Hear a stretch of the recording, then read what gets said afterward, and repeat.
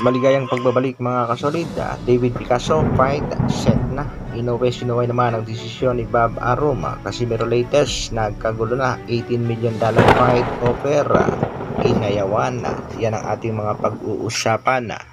Taga-suporta ni Alas at isang matinding kritiko. Nagkainitan, nagkahamunan at ngayon nagkita na rin. Para sa ating unang balita mga kasolid, undisputed champion at tinaguriang Japanese master na Naoya Inoue. Sinuway nga ang desisyon nitong top rank promoter Bob Arum.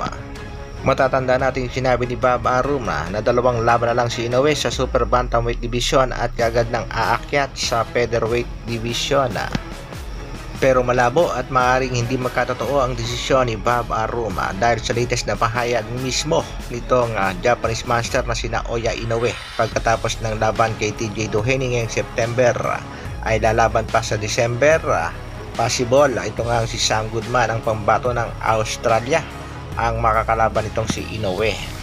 At pagkatapos ng dalawang laban ngayong taong 2024 ay mananatili pa rin itong si Inoue sa Super Bantamweight Division sa buong taon ng 2025.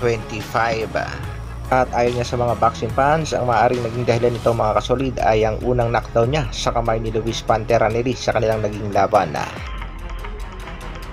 Sa kabilang balita naman mga kasolid, offer ng Top Rank Promotion CEO Bob Arum dito nga kay Shakur Stevenson. Inayawan ni Stevenson ang 18 million fight offer para sa 6 na laban. Ayon kay Stevenson, ang 18 million US dollar ay pwede niyang makuha sa isang laban lang kung matutuloy ang laban niya kay Gervonta Tank Davis. Nire-respeto naman ni Bob Arum ang naging desisyon ni Shakur Stevenson. Whoever guarantees him the most money because that's what it's about. Samantala, napapabalitang laban ang ating pangmatong si Jandrel Casimiro kontra sa undefeated Mexican na boxer na si Alan Picasso Romero. Tinuldo ka na rin yan mga kasolida. Alan Picasso versus Asad Hovhannisyan eliminator set for August 24. Ito nga matunog mga kasolid na makakalaban ni Picasso. WBC number 1 Super Bantamweight Alan Picasso will meet Asad Hovhannisyan for the silver title and presumably Asad at Naoya Inoue.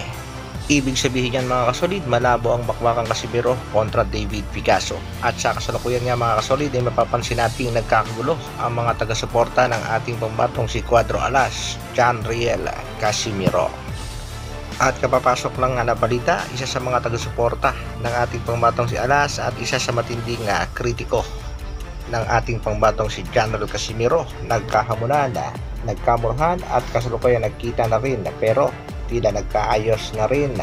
Kung sa bagay tamang desisyon na rin dahil wala naman sila talagang personal na alitan.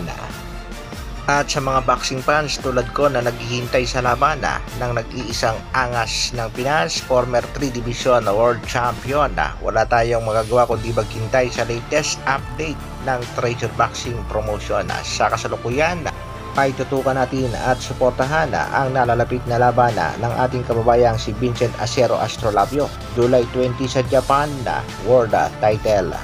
Hanggang dito na lang muna mga kasolid. Maraming salamat sa patuloy na pagsuporta at panonood. Isang like naman dyan. Mabuhay Dr. Alvin Vlogs. Hurra!